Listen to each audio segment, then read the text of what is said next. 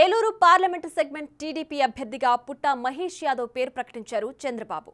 దీంతో అక్కడి ticket ఆశావహులు shock అయ్యారు. మొదటి నుంచి సీట్ ఆశిస్తున్న మాజీ ఎంపీ మాగంటి బాబు అలక పాన్పెక్కారు. టీడీపీ నుంచి సీటు ఆశించిన మరో నేత Gorumuchu Gopal Yadav over night YCP కండువా కప్పేసుకున్నారు.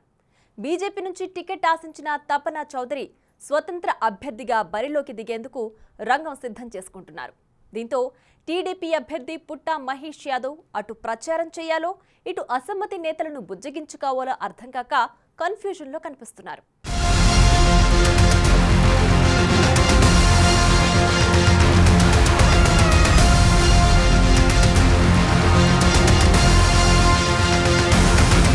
ఏలూరు పార్లమెంటు స్థానం అభ్యర్థిత్వం తెలుగుదేశం పార్టీలో చిచ్చు రాజేసింది. అక్కడ మాజీ మంత్రి యనమల రామకృష్ణుడి అల్లుడు పుట్టా మహేష్ యాదవ్కి టికెట్ ప్రకటించారు చంద్రబాబు. మాజీ మంత్రి, మాజీ ఎంపీ మాగంటి బాబు టీడీపీ టికెట్ కోసం ముందు నుంచి ప్రయత్నించారు. అయితే చంద్రబాబు హ్యాండ్ అవడమే కాక తనని అవమానించారని ఆయన ఫీల్ అవుతున్నారట.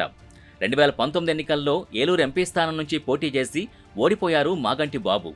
ఓటమి తర్వాత ఆయన కుమారుల మరణంతో కుంగిపోయి కొంతకాలం ఇంటికే పరిమితమయ్యారు.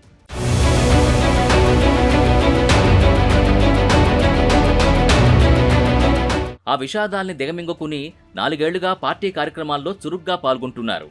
యువగళం పాదయాత్ర సహా పార్టీ పిలిపించిన అన్ని కార్యక్రమాలతో పాటు మహానాడు, మినీ మహానాడు, చంద్రబాబు రా కదల్రా సభలో యాక్టివ్ రోల్ పోషించారు. ఆయా కార్యక్రమాల విజయవంతానికి గత 4 సంవత్సరాల నుంచి కోట్లాది రూపాయలు ఖర్చు చేసినా పార్టీ టికెట్ ఇవ్వకపోవడంపై మాగంటి తన సన్నిహితుల వద్ద అసహనం వ్యక్తం చేస్తున్నారట. కనీసం మాట మాత్రమైనా చెప్పకుండా ఏలూరు పార్లమెంట్ అభ్యర్థిని ప్రకటించడాన్ని అవమానంగా భావిస్తున్నారట. 4 నెలల క్రితం బస్సు యాత్రలో భాగంగా మాగంటి ఇంటికొచ్చి మేమంతా మీతోనే ఉన్నాం, మీరే మా ఎంపీ అభ్యర్థి అని చెప్పిన యనమల రామకృష్ణుడు తన అల్లుడికి టీడీపీ టికెట్ ఎలా ఇప్పించుకున్నారని మాగంటి చాలా సీరియస్ అవుతున్నారట.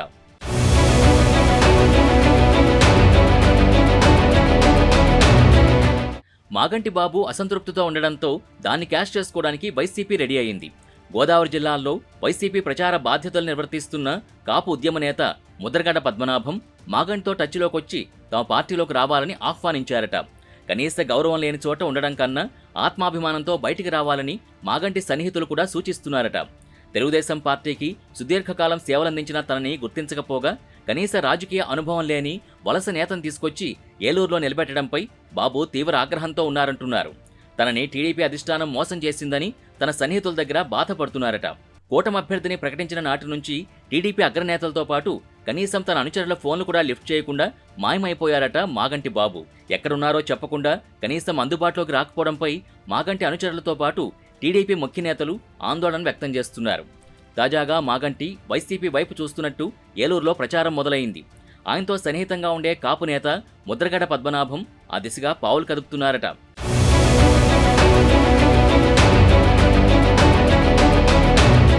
మరోవైపు మాగంటి బాబు తల్లిదండ్రులు కాంగ్రెస్ ఎమ్మెల్యేలుగా, మంత్రిగా పనిచేశారు. వారితో సాన్నిహిత్యం ఉన్న రఘువీరారెడ్డి, కేవీపీ రామచంద్రరావు వంటి కాంగ్రెస్ సీనియర్లు కూడా బాబుతో టచ్లోకొచ్చారంటున్నారు. ఇప్పటికే పీసీసీ అధ్యక్షురాలు వైఎస్ షర్మిల, కేవీపీలు ఆయనతో మంత్రాలు సాగించినట్టు చెబుతున్నారు. అయితే మాగంటి బాబు పార్టీ మారతారని వస్తున్న వార్తల్ని ఆయన అనుచరులు ఖండిస్తున్నారు. త్వరలోనే ఆత్మీయ సమావేశం పెట్టి మాగంటి నిర్ణయం చెబుతారని, అప్పటి వరకు మాగంటి అనుచరులు సంయమనం పాటించాలని చెబుతున్నారు. మాగంటి సేవల్ని చంద్రబాబు ఎప్పటికీ వదులుకోరని, ఆయనకు టీడీపీలో సముచిత స్థానం ఉంటుందన్న అభిప్రాయం వ్యక్తం చేస్తున్నారు.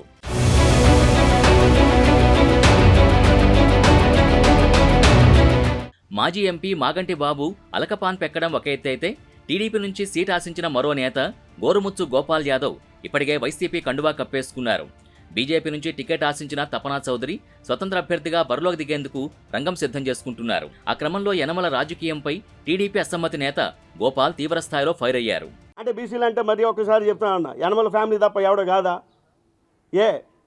80 లక్షలకు పైగా ఉన్నటువంటి యాదవుల్లో ఒక్క యనమల ఫ్యామిలీయే కనిపిస్తుందా అని మరొకసారి ప్రశ్నిస్తున్నా. యువగలానికి మీరేం చేశారు?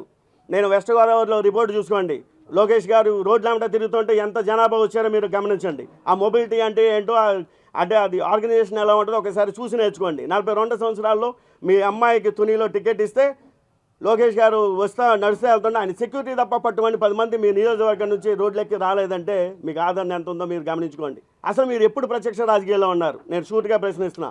మీరు పోటీ చేసి 2004లో అప్పటి నుంచి ఇప్పుడు దాకా ఎమ్మెల్సీ పదవులు ఇవ్వటం, మంత్రులు ఇవ్వటం, ఎమ్మెల్సీ పదవులు ఇవ్వటం, మంత్రులు ఇవ్వటం. ఏంటండి ఈ అన్యాయం? అసలు ఏంటి అసలు ఈ అన్యాయం ఏంటి? అసలు యనమల ఎవరండి? అసలు యనమల తీసి పక్కన ఎందుకు పెట్టబోతున్నారు? ఈ రోజున యనమల తీసి పక్కన పెట్టండి. బీసీలు అందరూ తెలుగుదేశం పార్టీకి పట్టం కట్టకపోతే నా పేరు గోరుముచ్చు గోపాల్ యాదవ్, సన్నాఫ్ గోరుముచ్చు రామ్లే కాదు. ఇప్పుడు ఆ గోపాల్ యాదవ్ వైసీపీ తీర్థం పుచ్చేసుకున్నారు.